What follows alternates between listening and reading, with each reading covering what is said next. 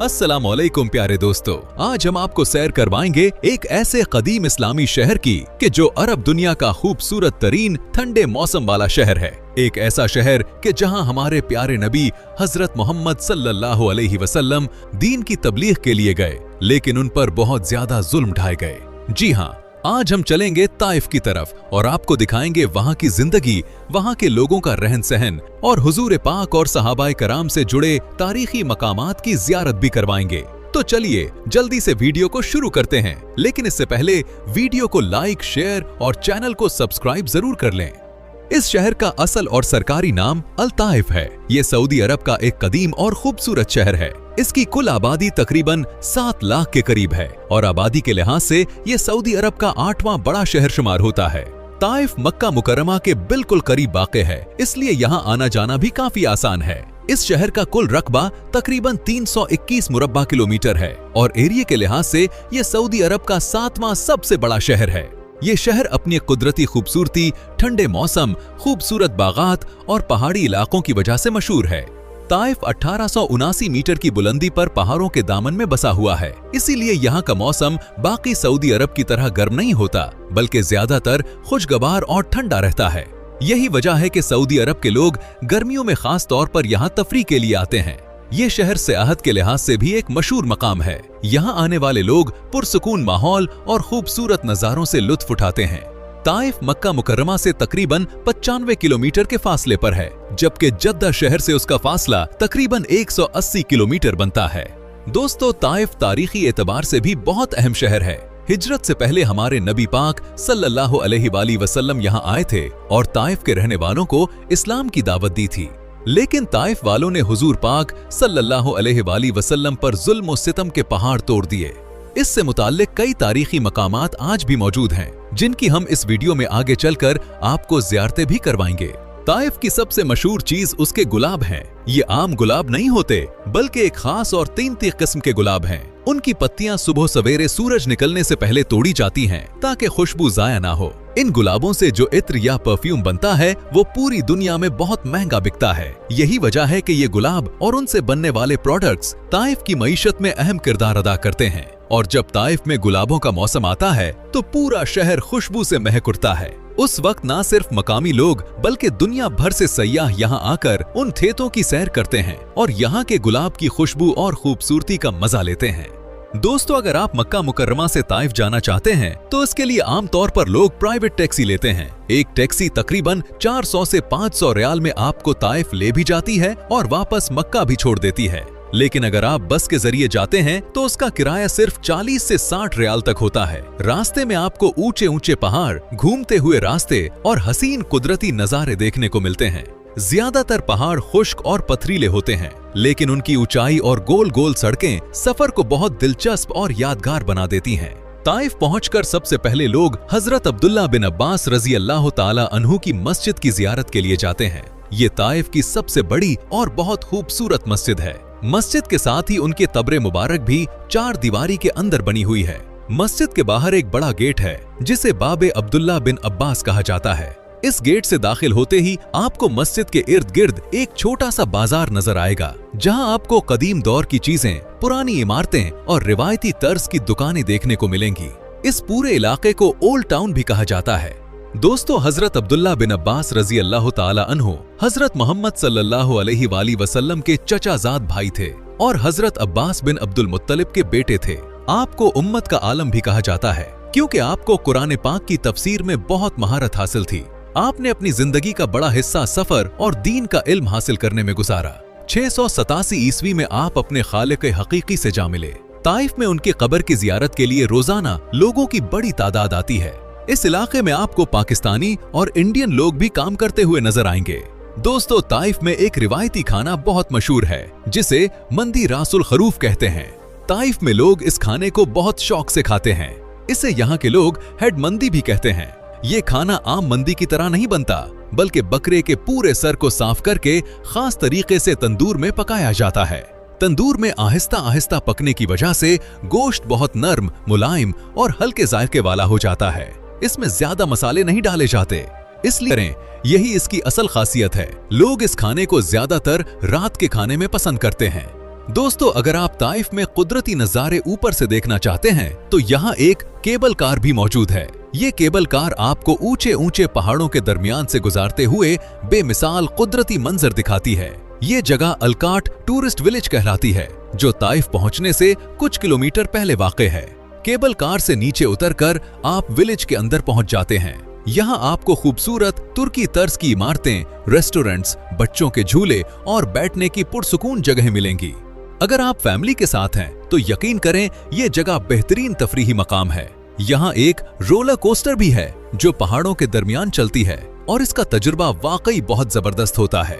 Taif में एक बहुत मशहूर जगह ओल्ड सूक भी मौजूद है। जब आप बाबुल हज़्म गेट से अंदर दाखिल होते हैं तो फौरन ही ये पुराना बाजार शुरू हो जाता है। यहाँ आकर यूं लगता है जैसे आप अरब की पुरानी सकाफत के अंदर दाखिल हो गए हों। बाजार में शहद और खजूरों की दुकानें बड़ी तादाद में मिलती हैं। इस बाजार की सबसे अच्छी बात यह है कि यहाँ घूमते हुए वक्त का पता ही नहीं चलता। चारों तरफ दुकानें, खुशबुएं और रिवायती चीजें इंसान को देखते ही देखते घंटों तक अपने अंदर मशगूल कर लेती हैं। टूरिस्ट की सहूलत के लिए यहाँ छोटी गाड़ियां भी चलती हैं, जिन पर बैठकर आप पूरे ओल्ड सूक का आराम से विजिट कर सकते हैं। इन सब चीजों की वजह से ताइफ को समर वेकेशन कैपिटल भी कहा जाता है, क्योंकि गर्मियों में लोग सबसे ज्यादा यही शहर देखने आते हैं। दोस्तों, शाम के वक्त ताइफ के बाजारों में आप अरब का रिवायती तलवारों वाला डांस भी देख सकते हैं। इस डांस को देखने के लिए सबसे ज्यादा रश आपको उरूदफ पार्क में नजर आएगा, जो ताइफ के अंदर एक बहुत मशहूर मकाम है। यहाँ खानों के स्टॉल भी बड़ी तादाद में लगे होते हैं, जहाँ आप मकामी खाने भी चख सकते हैं। उरूदफ पार्क और ओल्ड टाउन का पूरा इलाका रात के वक्त इतना खूबसूरत लगता है कि एक लम्हे के लिए यूं महसूस होता है जैसे आप सऊदी अरब नहीं बल्कि किसी और दुनिया में मौजूद हों। रोशनी, मूसीकी, सकाफत और लोगों की चहल पहल सब कुछ इस इलाके को ताइफ का सबसे ज्यादा जिंदा दिल मकाम बना देता है। दोस्तों, ताइफ में 5 स्टार होटल्स भी मौजूद हैं, जहां दुनिया भर से आने वाले लोग ठहरते हैं। उनमें सबसे मशहूर इंटरकॉन्टिनेंटल होटल है। यहाँ एक रात का किराया तकरीबन 700 रियाल तक होता है। दोस्तों, ताइफ सबसे ज्यादा इसलिए मशहूर है कि ये वो जगह है जहां हमारे नबी पाक सल्लल्लाहु अलैहि वसल्लम तबलीग के लिए तशरीफ लाए थे, लेकिन आगे से ताइफ वालों ने जुल्म और सितम के पहाड़ तोड़ दिए। हजरत आयशा रजी अल्लाह अन्हा ने एक बार नबी करीम से पूछा, या रसूल अल्लाह, क्या आप पर ओहद के दिन से भी ज्यादा सख्त दिन आया था? तो नबी करीम ने फरमाया कि हाँ, ताइफ में वो दिन जब मैंने इस्लाम की दावत पेश की और उन्होंने मुझे सख्त तकलीफ पहुंचाई, वो दिन ओहद से भी ज्यादा सख्त था। इससे अंदाजा होता है कि ये दिन नबी पाक सल्लल्लाहु अलैहि वसल्लम के लिए कितना मुश्किल और दर्दनाक था। कहा जाता है कि ताइफ का वो मकाम जहां ये वाकया पेश आया, इसी वादी को आज अल मुसन्ना कहा जाता है। जब नबी पाक ताइफ आए तो आपके साथ हजरत ज़ैद बिन हारिसा रजी अल्लाह ताला अन्हु भी मौजूद थे। आपने ताइफ के सरदारों को इस्लाम की दावत दी, मगर उन्होंने न सिर्फ दावत को ठुकरा दिया बल्कि कुछ आवारा लड़कों को आप सल्लल्लाहु अलैहि वसल्लम के पीछे लगा दिया। उन लड़कों ने आप पर पत्थर बरसाए, यहाँ तक कि आपका जिस्म मुबारक लहूलहान हो गया। रिवायात में आता है कि हजरत ज़ैद बिन हारिसा रजी अल्लाह ताला अन्हु ने नबी पाक को अपने कंधों पर उठाया और खून बहते जिस्म के साथ आपको इस जगह से बाहर ले गए, यहाँ तक कि नबी पाक सल्लल्लाहु अलैहि वसल्लम के कदम मुबारक तक खून से भर गए थे। दोस्तों, जरा तसव्वुर करें, वो शख्सियत जिसके इशारे पर चांद 2 टुकड़े हो जाता है, आज जमीन पर पत्थरों से जख्मी खड़ी है और कोई एक भी हाथ मदद के लिए नहीं बढ़ता। आप शहर से बाहर निकलकर एक बाग में पनाह लेते हैं।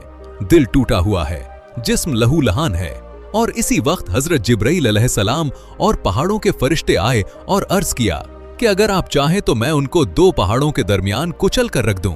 लेकिन कुर्बान जाऊं नबी पाक की शफकत और रहमत के कि रसूल अल्लाह ने जवाब दिया कि नहीं, मैं उम्मीद रखता हूं कि अल्लाह उनकी नस्ल से ऐसे लोग पैदा करेगा जो अल्लाह की इबादत करेंगे और उसके साथ किसी को शरीक नहीं ठहराएंगे। दोस्तों, ये है वो अजीम तरीन किरदार जो पूरी दुनिया के लिए रहमत बनकर आए। अगर वो चाहते तो ताइफ मिट जाता, लेकिन उन्होंने माफ किया, रहम किया, और यही उनकी सीरत का सबसे रोशन पहलू है। जब नबी पाक जख्मी हालत में यहाँ पहुंचे तो बाग के मालिक ने अपने खादिम हजरत अद्दास रजी अल्लाह ताला अन्हो के हाथ अंगूर और पानी भेजा।